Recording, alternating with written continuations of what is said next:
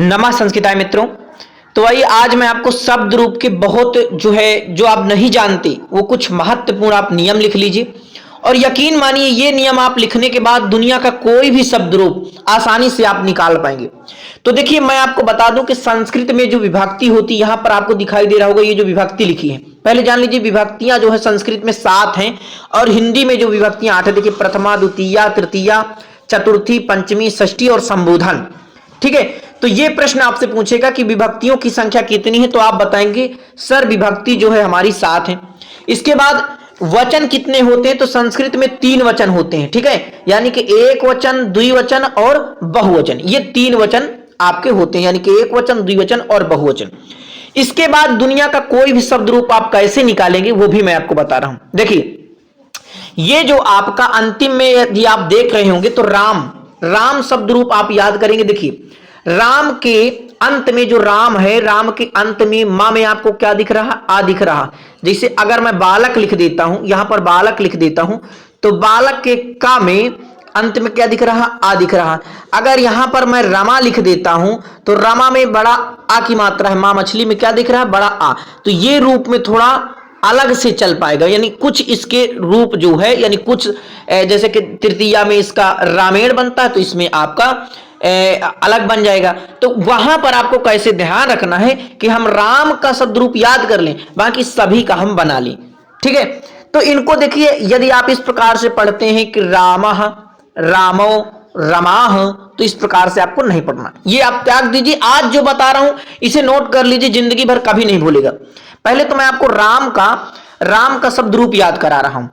पहले पढ़िए रामः, रामम, रामेणो रामाय, रामातो रामस्य रामे ही राम।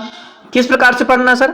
हाँ, तो आइए देखिए पहले रामः राममो रामेणो रामाय, फिर से रामः राममो रामेणो रामाय, रामातो रामस्य रामे राम। कोई गाना याद है आपको?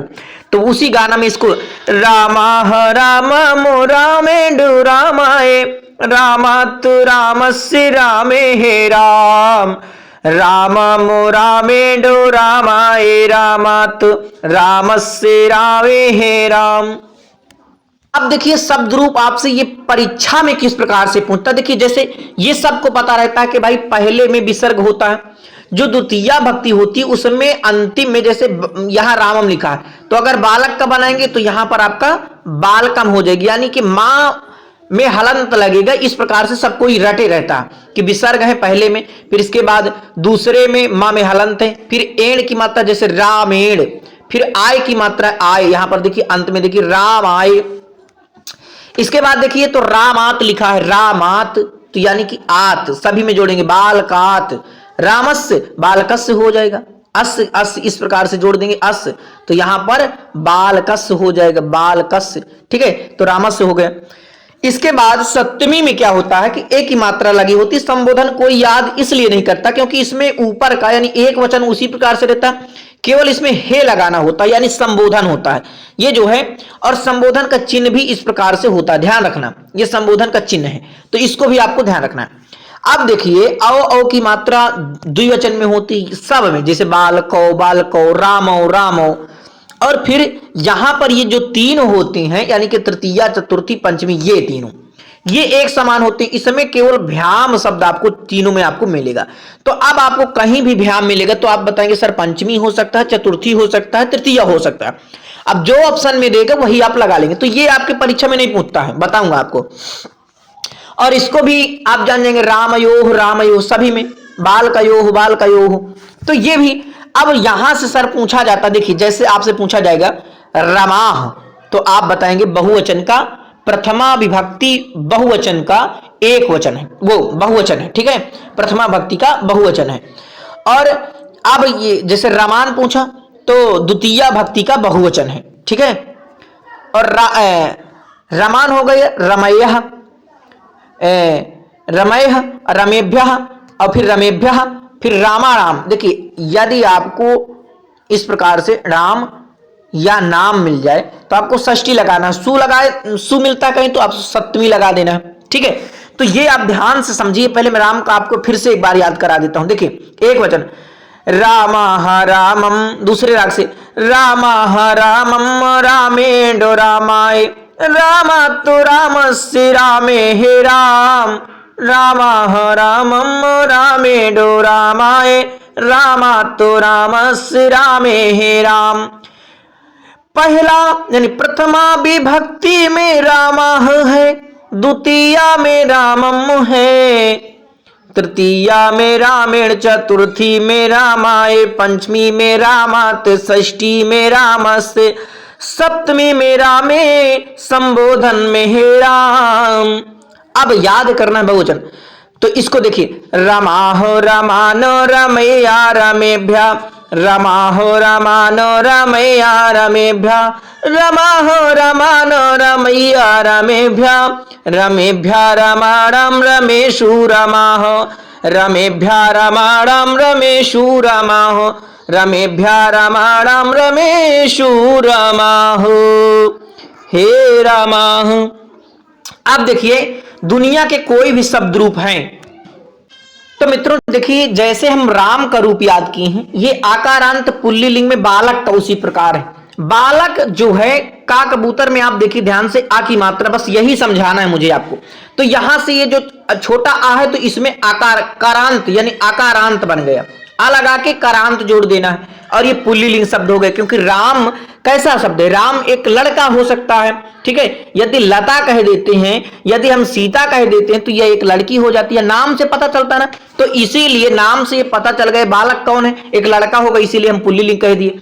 और क्योंकि का में छोटा आ की मात्रा है इसीलिए हम जो है आकारांत बोल दिए। यदि बड़ा रामा हो जाता तो जैसे हमारा बालक में हुए पुल्लिंग में ही विश्वपा हो गया, यहां पर पा जुड़ गया तो बड़ा आ की मात्रा है। जैसे हम रमा कर देते हैं तो रमा में मां के बाद जो है बड़ा आ है तो ये आकारांत हो जाएगी, यानी कि बड़ा आ, इस प्रकार से लिखा जाएगा आकारांत। तो ये भी आप डिफरेंट को जान गए हैं। इसके बाद देखिए बालक का उसी प्रकार बालका बालकम बालकेन बालिकाए बालकाते बालकस्य बालके हे बालक। और यहां पर सु बालका बालकान बालकै बालकेभ्या बालकेभ्या बालकानां बालकेषु हे बालका। अब यहां पर देखेंगे, थोड़ा मैं और छोटा कर देता हूं। यहां देखिए ये राम का आ गया, राम कृष्ण, सब शब्द में जितने भी आपको ये शब्द दिखाई दे रहे हैं, जितने भी नाम यानी संज्ञा हैं, ये सब नाम है ना कृष्ण। तो इनके जो अंतिम का अक्षर आप देखेंगे, जैसे वृक्ष में छाछत्री को देखिए तो इसके यानी जो भी देखिए व्यंजन होते हैं उन पर जो है स्वर लगा होता है, ये आप जानते हैं ना। तो वृक्ष में छोटा आ की मात्रा है तो ये जो है आकारांत है। इसे कोविद, कोविद का अर्थ क्या होता है, विद्वान होता है। सिंह माने शेर होता है, चिकित्सक माने डॉक्टर होता है, ठीक है। नाग यानी सांप होता है, छात्र यानी कोई लड़का होता है, ठीक है, जो छात्र होता है यानी स्टूडेंट होता है, जो पढ़ने वाला होता है। तो ये शब्द रूप जितने भी यहां पर राम से लेकर के बालक यानी कि ये मयूर, ये सब आकारांत पुल्लिंग शब्दों के रूप हैं। ये केवल आपके बालक की तरह चलेंगे, राम की तरह सभी चलेंगे। तो अगर आपको एक याद हो गए तो इसी प्रकार से आप बना लीजिए। राम का याद है तो बालक का बनाइए। कृष्ण का आप देखिए, कृष्ण का हम बनाते हैं यहां पर, जैसे देखिए यहां पर क्या लिखा है, बालक बालका, तो कृष्णा कृष्णम कृष्णेन कृष्णाय कृष्णात् कृष्णस्य कृष्णे हे कृष्णम हे कृष्णा, ठीक है, ये संबोधन में हे कृष्णा, ठीक है। अकृष्णो कृष्णो, ये इस प्रकार से आप इनको जो है आसानी से उसी प्रकार से बना सकते हैं, बालक के समान, राम के समान।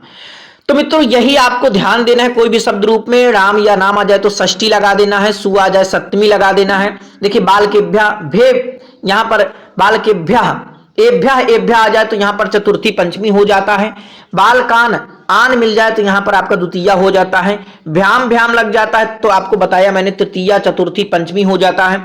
और औ की मात्रा मिल जाए तो आपका प्रथमा द्वितीया में चला जाता है, ठीक है। यहां पर ये ध्यान देने वाले पंचमी का बाल कात और बाल काद बनता है, यानी ता अगर आए तो भी पंचमी और दा आए तो भी आपका पंचमी हो जाएगा, ठीक है।